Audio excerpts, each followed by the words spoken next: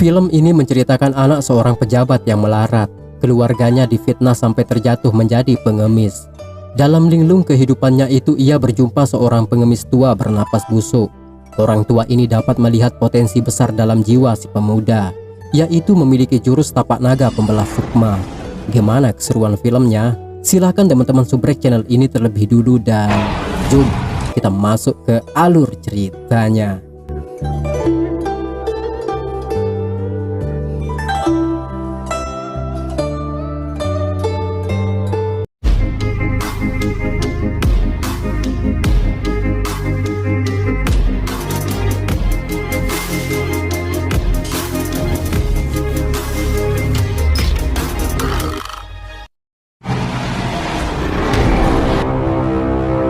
Film dibuka dengan menampakkan seorang master kungfu bernama Susan. Terlihat ia menikmati hangatnya teh di pagi hari. Tak lama kemudian sekelompok orang tiba-tiba menyerangnya. Meski tak bersenjata, Susan mampu mengalahkan mereka menggunakan daun bambu dan sedikit tenaga dalam.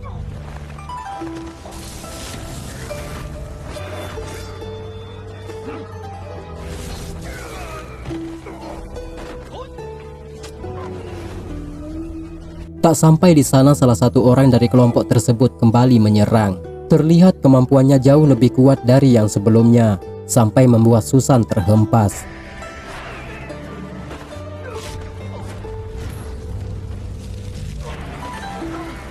Menyadari lawannya ini hebat, Susan lalu mengeluarkan jurus tapak naga pembelah sukma. Dengan seketika lawannya pun hancur tak bersisa.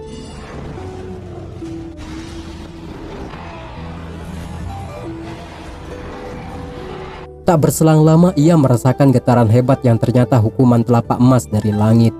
Dalam kesakitan, Susan terbangun menyadari semua itu adalah mimpi. Ayahnya juga seorang pejabat. Ia marah melihat kebiasaan Susan yang terus bermalas-malasan seperti ini. Dengan santai Susan menghadapi si ayah sambil memberikannya uang hasil menagih hutang. Hal ini membuktikan kepatuhannya terhadap si ayah. Ia kemudian pergi dengan tergesa-gesa. Si ayah sedikit bangga atas kepatuhan anaknya. Tapi ternyata uang yang diberi tadi palsu. Ayahnya yakin Susan telah menghambur-hamburkan uang di rumah bordil.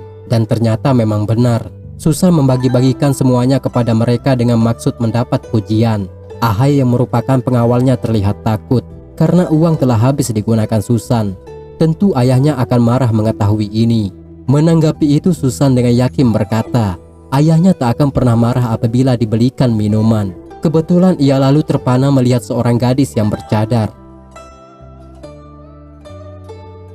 Tak jauh dari sana juga terlihat sekelompok orang tengah mengeroyok pengemis tua dan bau. Mereka jengkel pengemis ini mendekati toko mereka. Susan merasa tindakan orang-orang ini di luar batas manusia. Ia memberi masukan kalau dirinya juga berkuasa di kota ini dan harus bersikap baik. Bukannya sadar mereka malah menyerang.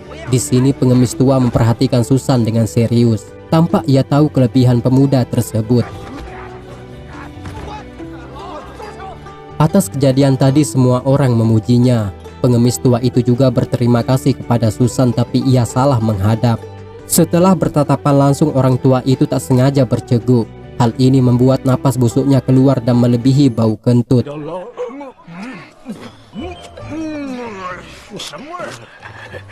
Susan bingung.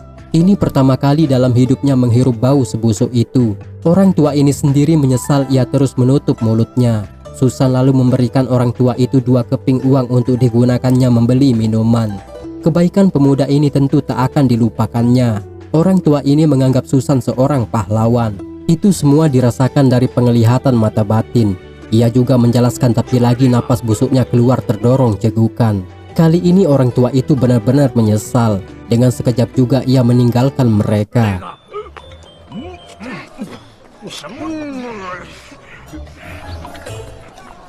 Saat ini Susan berniat pergi ke rumah bordil mencari hiburan.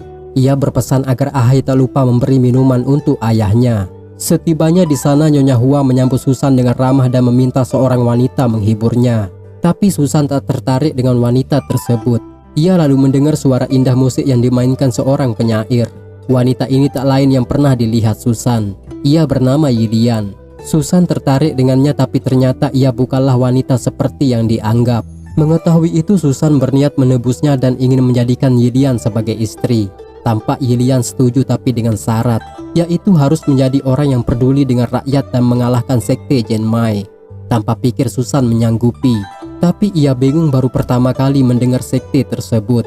Yilian lalu menceritakan betapa kejamnya sekte Genmai yang terus membunuh orang-orang tak berdosa. Mereka merupakan kelompok pengkhianat yang ingin menggulingkan kekaisaran Qing. Yilian juga merupakan korban dari sekte itu. Ia kehilangan kedua orang tua ketika pembantaian di desanya. Mendengar itu Susan bersikap sombong. Ia yakin bisa mengatasinya dengan uang. Yilian memberitahu kalau sekte tersebut hanya bisa dikalahkan dengan pertarungan saja. Dari itu ia meminta Susan menjadi seorang ksatria. Dengan berlebihan Susan terus menyombongkan diri. Hal ini membuat Yilian ragu dan tak percaya. Menanggapi itu Susan kemudian mengumpulkan semua orang di tempat ini. Ia mengucapkan sumpah untuk mengalahkan sekte Genmai demi menikahi Yilian. Orang-orang yang mendengar sekte Genmai sendiri ketakutan dan lebih memilih pergi. Di saat itu juga datang seseorang bernama Lubusan. Tampak ia penasaran dengan wanita yang dimaksud oleh Susan. Orang ini tajir dan lebih dihormati Nyonya Hua. Terlalu penasaran ia kemudian ingin menjumpai Yilian tapi Susan menghalangi. Susan merasa curiga dengan orang ini karena kedatangannya bertepatan saat ia membicarakan tentang sekte Genmai. Tanpa sengaja Lubusan merefleks dengan tinju yang membuat keduanya terdiam. Sambil minta maaf Lubusan menjelaskan maksud sebenarnya datang ke kota hanya untuk mengikuti pertarungan yang diadakan pemerintah. Hal itu bertujuan mencari orang-orang tangguh yang kemudian melawan sekte Genmai. Ia penasaran kemungkinan Yilian adalah anggota juga. Mengetahui Susan menginginkan wanita itu, Lubusan mengalah dan pamit pergi. Di sini Susan mengerti maksud Yilian yang menyuruhnya menjadi petarung. Keesokan pagi Susan mulai mempelajari buku tapak 9 naga yang diberi ayahnya. Terlihat si ayah sangat mendukung anaknya dalam turnamen tersebut. Di tempat lain sekte Genmai tengah mengadakan ritual sesat dengan mengorbankan seorang wanita yang diculik dari rumah bordil. Mereka berniat menyelamatkan dunia dari kehancuran dengan cara membunuh orang-orang yang dianggap bersalah. Selain itu pemimpin sekte ini ternyata Lubusan. Ia berniat menggulingkan kekaisaran Qing. Pada ritual ini Lubusan membakar semangat para prajurit. Ia juga meminum darah korban sebagai tanda awal perjuangan. Terlihat kekuatan iblis mengalir dalam tubuhnya. Sementara itu Susan dalam keadaan mabuk pulang dituntun Ahai. Di sana orang bercadar tiba-tiba menyerangnya. Tanpa sadar ia berhasil mengalahkan orang tersebut yang ternyata sengaja disuruh ayahnya untuk melatih kemampuan Susan.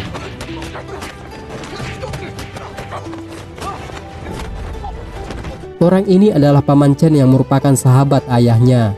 Ia juga termasuk dari kelompok pembasmi sekte Genmai. Dari percakapan itu tampak Ahai menguping pembicaraan mereka.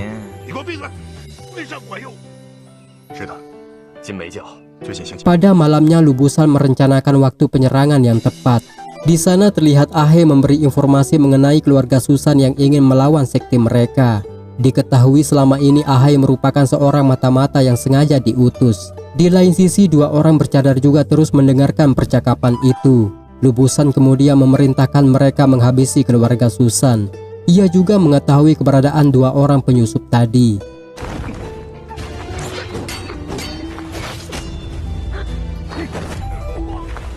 Ternyata penyusup ini adalah Paman Chen dan Yilian. Mereka tergabung dalam kelompok aliran pengemis. Dalam kejadian ini Chen tewas di tangan Lubusan, sedangkan Yilian berhasil menyelamatkan diri. Di suatu malam Ahai menyimpan benda mencurigakan di rumah keluarga Su. Ia terus memata-matai keluarga ini sesuai permintaan Lubusan. Pagi itu Susan mencari Yilian di rumah bordil. Tapi Nyonya Hua berkata kalau Yilian telah menghilang. Sedikit Susan merasa kecewa namun seorang wanita berusaha menghiburnya dengan rayuan manis.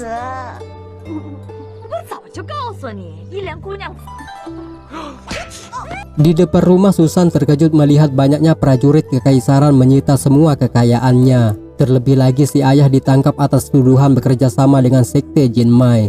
Bukti itu dijumpai prajurit.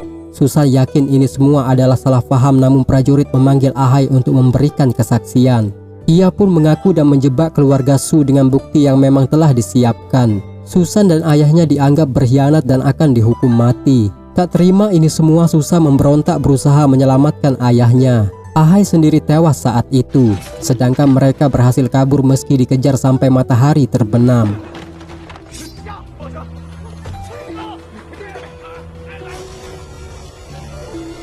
Saat ini mereka tak tahu harus pergi kemana. Susan lalu teringat dengan orang baik yang pernah dijumpainya di rumah bordil. Ia berniat mengajak si ayah meminta bantuan kepada orang tersebut. Secara kebetulan orang yang dimaksud itu pun datang menjumpai mereka. Orang ini tak lain adalah Lubusan, ketua aliran sesat. Susan sangat senang bisa bertemu. Ia menceritakan permasalahannya saat ini sembari meminta bantuan. Rupanya Lubusan juga tahu akan ini. Ia juga berkata kalau pemerintah saat ini mengadakan sayembara untuk menangkap mereka. Hadiah besar menanti bagi siapa saja yang mampu membawakan kepala mereka. Si ayah yang mendengar itu semakin geram. Ia bersumpah untuk mengungkap kebenaran ini. Melihat mereka, ia kemudian siap membantu, tapi dengan syarat keduanya harus bergabung menjadi anggota sekte dan membantu setiap ritual yang dilakukan. Lubusan lalu memperkenalkan sekte Jinmai kepada mereka. Hal ini tentu mengejutkan, karena secara langsung mereka telah bertemu dengan musuh yang sebenarnya. Pertarungan terjadi, tapi dengan mudahnya Lubusan menghajar mereka sampai Susan tak menyadarkan diri. Di saat kesulitan itu tibalah seseorang membantu dengan kecepatan kilat. Sampai-sampai Lubusan tak bisa melihatnya dan kehilangan jejak mereka.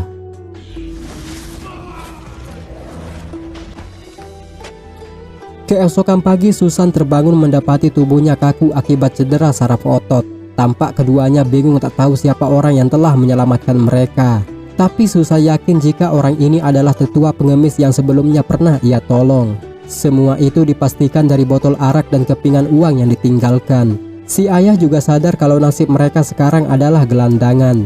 Ia lalu menggendong Susan meninggalkan tempat itu. Tapi rupanya di kota ini telah diumumkan penangkapan kepada setiap mereka yang terlibat dengan sekte Jinmai. Mereka pun pergi mencari tempat aman.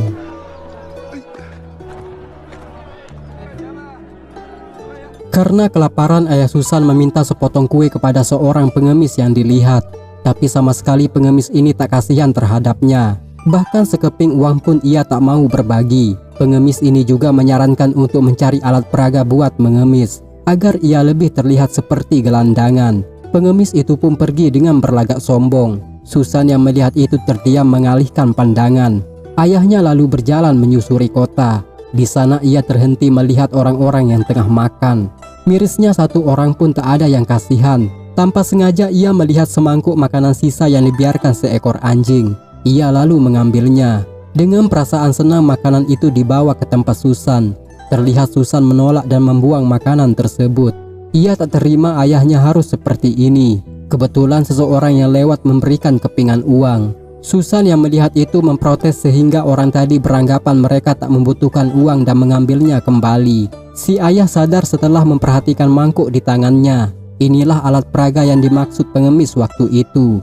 Perlahan juga mereka mulai menerima takdir ini yang sebelumnya adalah orang kaya. Singkat cerita, berhari-hari mereka belum makan dan menempati sebuah kuil tua. Susan yang merasa telah baikan berniat mengemis menggantikan ayahnya yang kurang sehat. Si ayah terdiam melihat putranya harus seperti ini. Di dalam kota, Susan bertemu sekelompok sekte Jinmai yang tengah menyuarakan yel-yel kebangkitan mereka. Para penduduk pun tak segan ia bunuh. Susan yang melihat itu dengan berani menghentikan mereka. Tapi ia malah dihajar kelompok itu. Ia juga ditusuk jarum beracun yang bisa membuatnya mati dalam ilusi birahi. Meski demikian Susan tetap menghentikan mereka. Saat itu datang seorang tetua pengemis membantu. Ia bernama Ketua Yan. Kelompok sesat itu takut menghadapi orang ini dan memilih kabur. Tampak Ketua Yan mengenali Susan yang tak menyadarkan diri. Saat ini Susan tak percaya telah mendapatkan wanita impiannya. Terlihat Yelian menggoda dengan paras cantik dan seksi. Tapi ternyata itu semua hanyalah efek jarum beracun yang bisa membuatnya mati dalam hayalan. Ketua Yan menjelaskan semua itu kepada Susan. Selain itu juga Tetua Yan memperkenalkan diri dari aliran pengemis yang saat ini berselisih dengan sekte Jinmai. Banyak dari anggotanya terbunuh oleh sekte tersebut. Salah satunya adalah Ketua Sen. Mendengar nama itu, ayah Susan terkejut karena beberapa hari lalu Sen pernah mengajari Susan teknik bela diri. Ia tampak marah dan kompak ingin melawan sekte itu. Namun karena keadaan Susan terlihat pasrah, sepertinya ia sangat tertarik membahas sekte tersebut. Keesokan hari Susan berangkat untuk mengemis. Sempat ia diusir seorang penjual. Walaupun begitu ia tetap semangat sembari membayangkan wanita pujaannya. Sekeping uang pun diberikan seseorang. Tapi tak disangka saat itu ia bertemu Yilian yang langsung menyapanya. Terlihat Susan malu untuk bertemu, ia berpura-pura tak mengenalnya. Padahal Yilian telah lama mencarinya. Keadaan lalu berubah karena kedatangan orang-orang Jinmai yang pernah memukulinya kemarin. Ia juga sempat menggoda Yilian. Susan yang tak terima lalu mengajak Yilian kabur, tapi mereka terjebak jalan buntu. Susan tak menyangka wanita ini ternyata mahir bela diri dan mengalahkan orang-orang itu.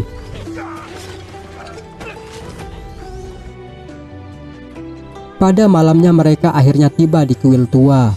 Terlihat si ayah sangat mencemaskan Susan. Secara langsung Susan memperkenalkan Yilian yang selama ini sering diceritakan kepada si ayah. Rupanya tetua Yan sendiri tak asing dengan Yilian. Ia memberitahu kalau Yilian adalah anak asuh yang dibesarkan semenjak orang-orang Jinmai menghabisi semua keluarganya. Yilian yang melihat kondisi keluarga Su juga prihatin. Ia tahu semua ini ulah dari Lubusan. Kemarahannya terhadap sekte Jinmai semakin menjadi.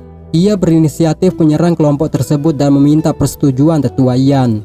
Namun kali ini tetua Yan merasa waktunya belum tepat dan harus dirunding dengan baik. Mendengar percakapan ini lagi tampak Susan tak setuju. Ia bahkan tak yakin mampu mengalahkan kelompok tersebut. Kemarahannya sendiri dilampiaskan kepada Yilian karena harus melibatkannya. Atas sikapnya ini Susan mendapat gamparan keras dari si ayah. Susan kemudian meninggalkan mereka dengan perasaan kacau. Di sana tetua Yan dapat merasakan apa yang difikirkan oleh Susan.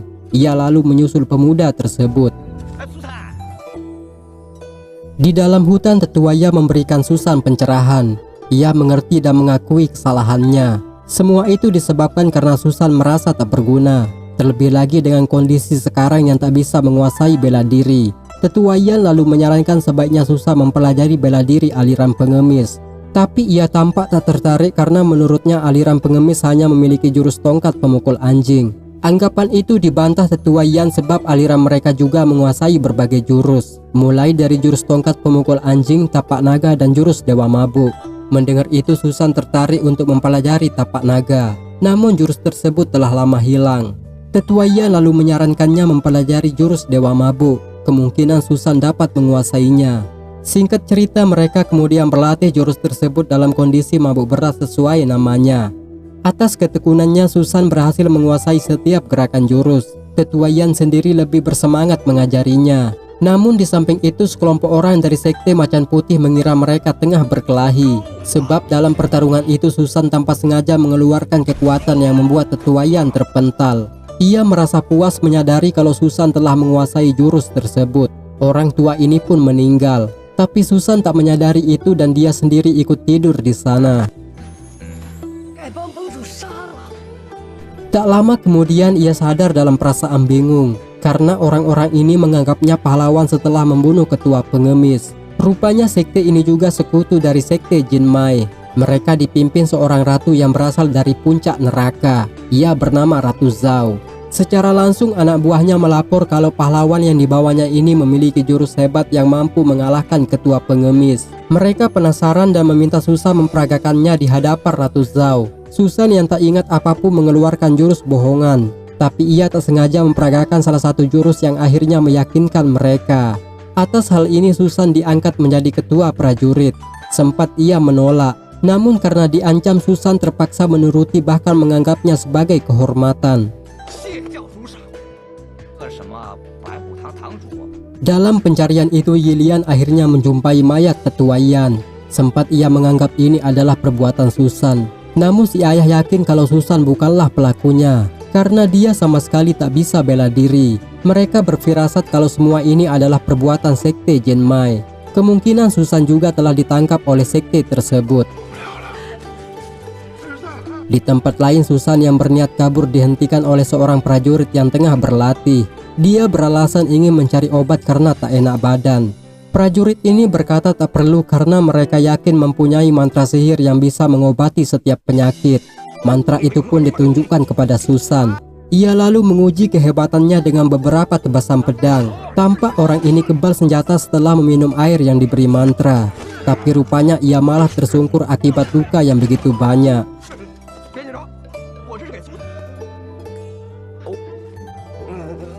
Susan yang kasihan kemudian membalut luka orang ini. Dalam percakapan itu ia tahu kalau Lubusan berniat untuk membunuh para petarung di turnamen nanti. Tujuannya adalah agar orang-orang hebat tak bisa melindungi pemerintah. Mereka berniat memberontak dan mengambil alih kekuasaan. Selain itu, orang ini juga menyesal telah mengikuti sekte tersebut. Di sini Susan baru tahu kalau sekte Jinmai dan Macan Putih ternyata berbeda. Ratu Zhao hanyalah penguasa yang hobi mengumpulkan para pria tangguh. Sebenarnya mereka di sini sangat rindu keluarga dan ingin pulang, tapi mereka tertekan oleh Ratu Zhao. Mendengar itu, Susan lalu memberi solusi kepada orang ini untuk mengajak kawan-kawannya yang lain bergabung.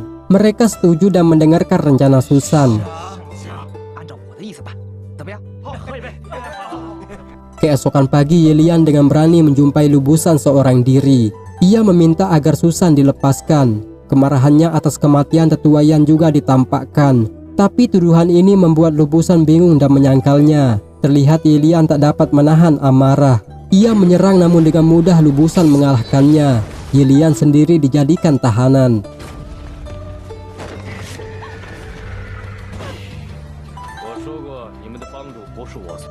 Di suatu malam Susan memulai rencana. Tapi semua itu diketahui Ratu Zhao. Sepertinya ia telah curiga kepada Susan sejak awal. Kekesalannya ini pun dilampiaskan.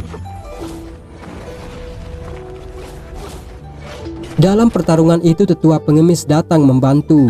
Ia meminta Susan memperhatikan gerakan jurus yang akan digunakannya. Seketika dengan jurus itu pun Ratu Zhao dikalahkan.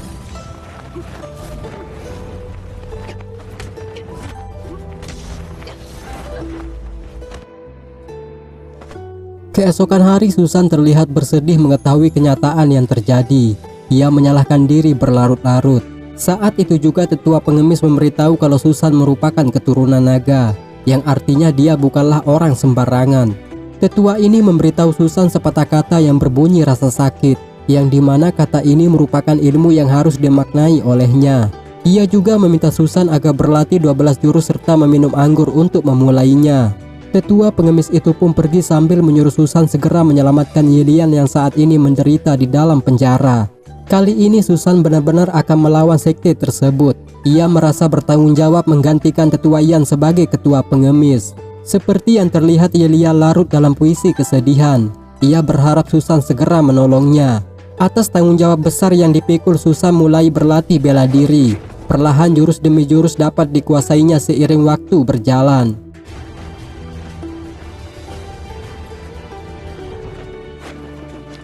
Di dalam kota sendiri pertarungan telah dilaksanakan. Di sana Lubusan mengalahkan semua petarung dengan mudah sampai tibalah hari berikutnya ia ditantang oleh Susan.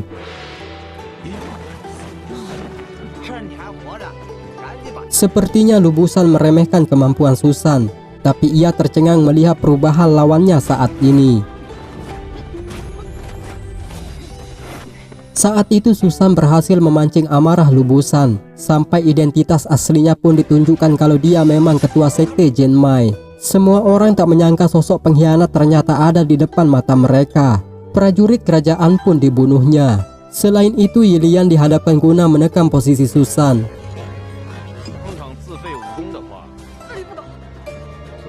Tak lama dari itu si ayah beserta prajurit yang direkrut sebelumnya datang membantu. Lubusan kemudian membawa pergi Yilian sebagai tameng. Tak tinggal diam, Susan terus mengejar sampai ke dalam hutan. Di sana Yilian terluka akibat pukulan. Ia meminta Susan menghabisi orang ini sampai pertarungan pun terjadi.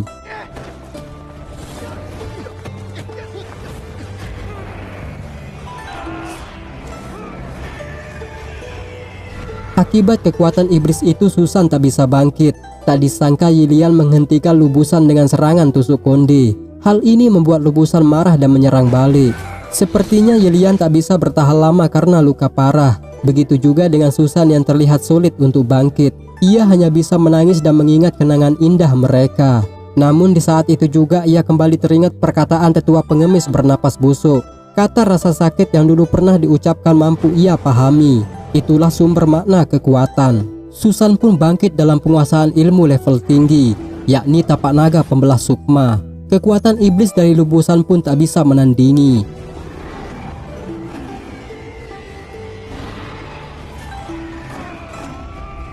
Kali ini Susan harus menerima kenyataan. Tampak ia tak ingin kehilangan kekasihnya, sebab mereka telah mengikat diri dalam janji yang indah. Susan sadar kalau tindakan Yilian selama ini telah merubah hidupnya lebih baik. Tapi Yilian meminta maaf karena tak bisa untuk menepati janji. Ia hanya meninggalkan gelang giok sebagai arti ketulusan dalam hembusan nafas terakhirnya. Teriakan kesedihan Susan terdengar melepaskan kepergian Yilian. Atas jasanya itu juga kekaisaran memberi penghargaan terhadap si ayah. Jabatannya yang dulu dinaikkan karena dianggap berjasa menyelamatkan pemerintah. Namun si ayah dengan hormat meminta agar semua penghargaan ini sebaiknya diberikan kepada rakyat dalam bentuk bantuan materi. Ia yakin kesejahteraan rakyat akan melahirkan kedamaian dan tak ada pemberontakan lagi. Pendapatnya ini disetujui kaisar, bahkan mendapat apresiasi yang tinggi. Namun di samping itu Susan telah menghilang bertahun-tahun lamanya. Ia berkelana memahami arti hidup diiringi puisi kerinduan terhadap sang kekasih. Tapi tak disangka, film pun selesai.